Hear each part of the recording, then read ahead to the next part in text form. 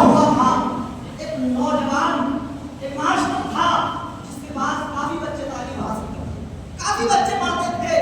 آج بھی ہم آپ شہر میں گاؤں میں ہر جگہ ماحول ہے، کوچنگ پڑھنے کے لیے بچے جاتے ہیں. اس نے ایک بچے کو کھڑا کیا، کھڑا کرنے کے بعد پوچھا بیٹا کیا بننا چاہتا ہے، کیا پڑھنا چاہتا ہے؟ اس نے کہا کہ مجھے ڈاکٹر بننا ہے. سبحان اللہ، ڈاکٹر بننا ہے. ماسٹر نے کہا بڑی اچھی بات ہے ماشاء اللہ. اس کے بعد دوسرے کو کھڑا کیا، اس سے پوچھا بتا تو کیا بننا چاہتا ہے؟ اس نے کہا کہ میں وکیل بننا چاہتا ہوں. مختلف دوسرے بچوں کو کھڑا کیا، کوئی ڈاکٹر کے لیے کہہ رہا ہے، کوئی انجینئر کے لیے کہہ رہا ہے.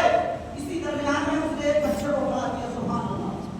اس سے پوچھا بیٹا کیا بننا چاہتے ہو؟ اس نے کہا ماسٹر جی میں دنیا کا ڈاکٹر انجینئر سب کچھ بنوں گا، لیکن میرے والدین نے میری پرورش یہ کی ہے کہ بیٹا پہلے غلام مصطفیٰ بننا. سبحان اللہ. ماسٹر نے کہا کہ میں نے، اس نے کہا وکیل بننا ہے، اچھی بات، ڈاکٹر بننا ہے، میری بات سمجھ میں آئی، انجینئر بننا ہے، بات سمجھ میں آئی، لیکن تو نے کہا کہ مجھے غلام مصطفیٰ بننا ہے، اللہ کے رسول کے فرمان کے مطابق زندگی گزارنے والا انسان بننا ہے. میری بات سمجھ میں نہیں آئی.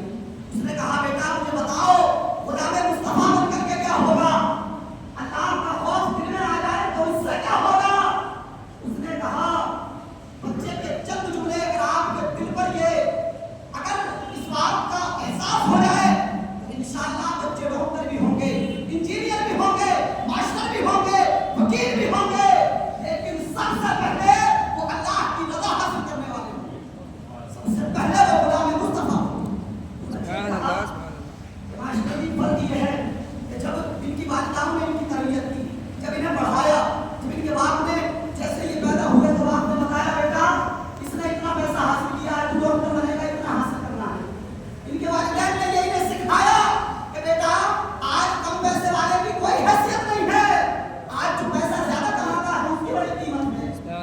ان کے ذہنوں میں یہ بات راسخ کر دی گئی. ماسٹر جی جب سے میں پیدا ہوا میری والدہ کا عالم یہ تھا کہ جب میں سوتا تو والدہ کہتی تھی میں سو جاؤں یا مصطفیٰ کہتے کہتے بھولے راگ صلی اللہ کہتے. ماسٹر کی فرق یہ ہے کہ ان کی والداؤں نے انہیں زندگی کا سلیقہ سکھایا ہے. میری والدہ وہ سی والدہ ہے کہ جس نے دنیا کا بھی درس دیا ہے، آخرت کا بھی درس دیا ہے. سبحان اللہ. غوث اعظم کی زندگی کا عالم کیا تھا؟ میں آپ کے سامنے چند لمحوں کی زندگی کیا ہوں. تو غوث اعظم پیدا ہوئے چیران کے قصبہ میں پیدا ہوئے. اس کے بعد جیسے ہی آپ پیدا ہوئے آپ کی ایک کرامت بہت مشہور ہوئی. آج لوگوں کے سامنے کرامتیں بیان کی جاتی ہیں تو سوچتے ہیں ہمارا ایسا کیسا ہو گیا، لیکن ذرا سنو تو صحیح، تاریخ کے اور آپ کو پڑھو تو صحیح، دل میں اس کے رسول لاؤ تو صحیح، سب کچھ پتا چلے گا انشاءاللہ، سب کچھ معلوم ہوگا. پیدا ہونے کے بعد پورے چیران کے اندر شعبان المعظم کا مہینہ تھا، لوگ تفتیش میں تھے رمضان کا چاند نظر آیا ہے کہ نہیں ہے، روزہ رکھا جائے کر لیا، افطار رکھی جائے. تو لوگوں نے بتایا کہ سادات کے گھرانے میں ایک بچہ پیدا ہوا ہے، ان کے پاس لڑکے ہیں، ان کے بچے کو دیکھیں گے اگر انہوں نے دودھ پی لیا تو سمجھیں گے کہ آج چاند نہیں ہوا، اور اگر انہوں نے روزہ رکھا ہے تو ہم بھی روزہ رکھیں گے. سبحان اللہ. اب یہاں سے میں ایک بات یہ بتانا چاہتا ہوں، دیکھیے آج اگر چاند نظر نہ آئے تو انسان بہت لگا کر کے مفتی صاحب سے پوچھے گا، عالم صاحب سے پوچھے گا، حافظ صاحب سے پوچھے گا، بتائیں کل روزہ رکھنا ہے، چاند روزہ رکھنا ہے یا نہیں رکھنا ہے. لیکن ان کا عقیدہ دیکھیں، ان کی نسبت دیکھیں کہ انہیں کسی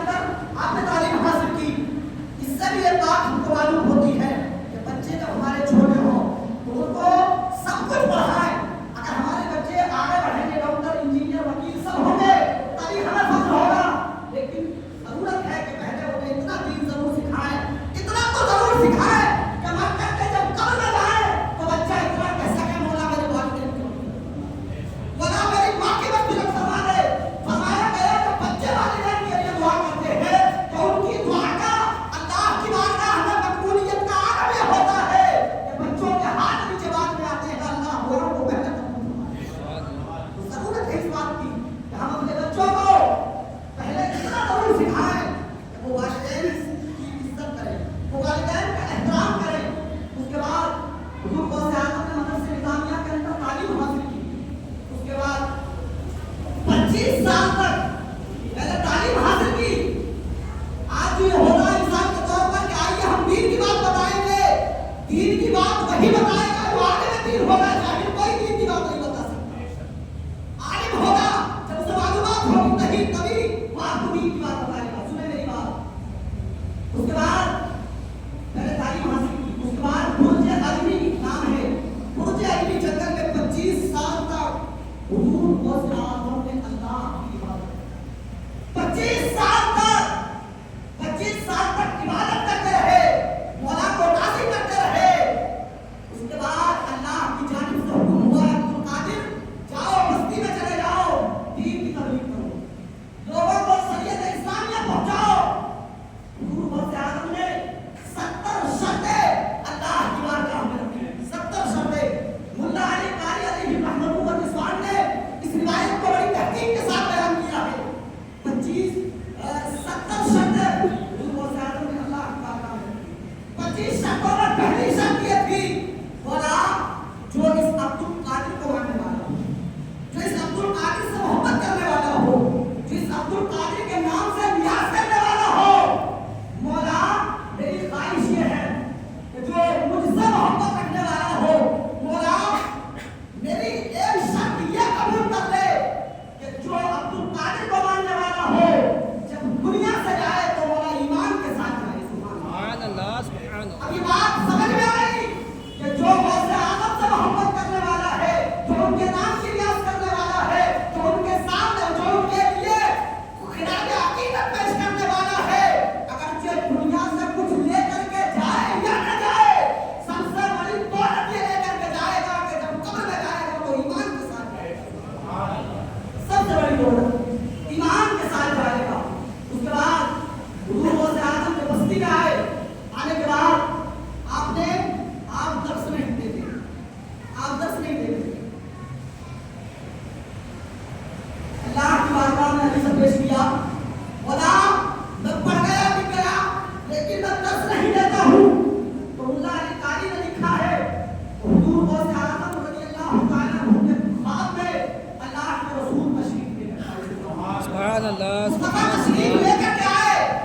آقا نے اپنا لعاب دہن 7 مرتبہ غوث اعظم کے منہ میں ڈالا, اور اس لعاب دہن کی عظمتوں اور صفاتوں کا عالم یہ تھا کہ غوث اعظم 100 کلمے بیان نہیں کرتے تھے, 70,000 کا مجمع ہوتا, اور غوث اعظم کے جملوں کا کمال یہ تھا کہ جیسی آواز آگے بیٹھنے والے بندے کو آتی تھی ایسی ہی پیچھے بیٹھنے والے کو. سبحان اللہ, سبحان اللہ. جیسا آگے والا سنتا ویسے ہی پیچھے والا.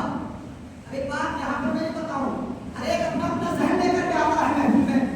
غوث اعظم کی محفل میں دکھائے, اس نے سوچا آج میں گنوں گا کتنے لوگ حضور غوث اعظم کے نام پر توبہ کریں گے, کتنے لوگ داخل ایمان ہوں گے. آج میں اس چیز کو گنوں گا.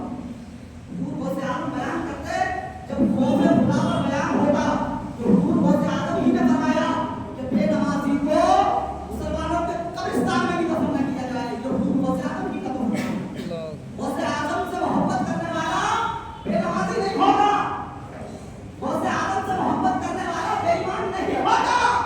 حضور غوث اعظم نے جب بیان کرتے خوف خدا پر کیوں جنا سے اٹھ جاتے.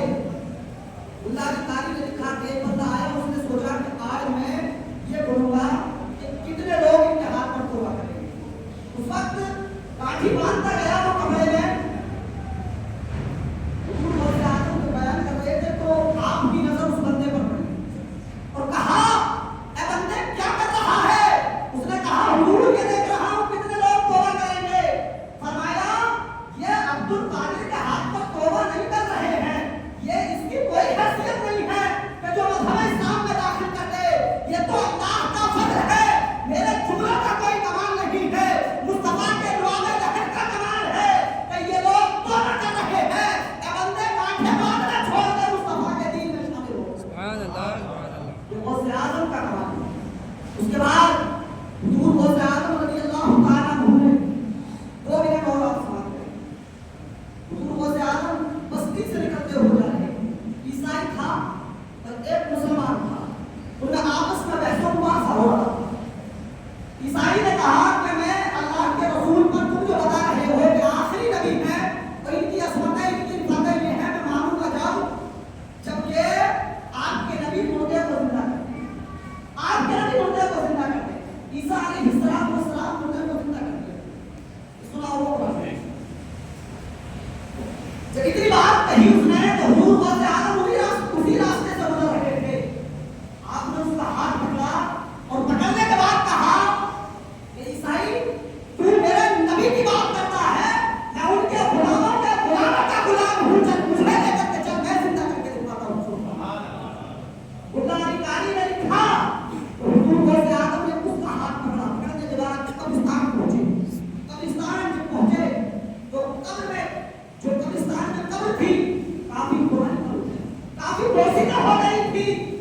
عیسائی نے کہا اس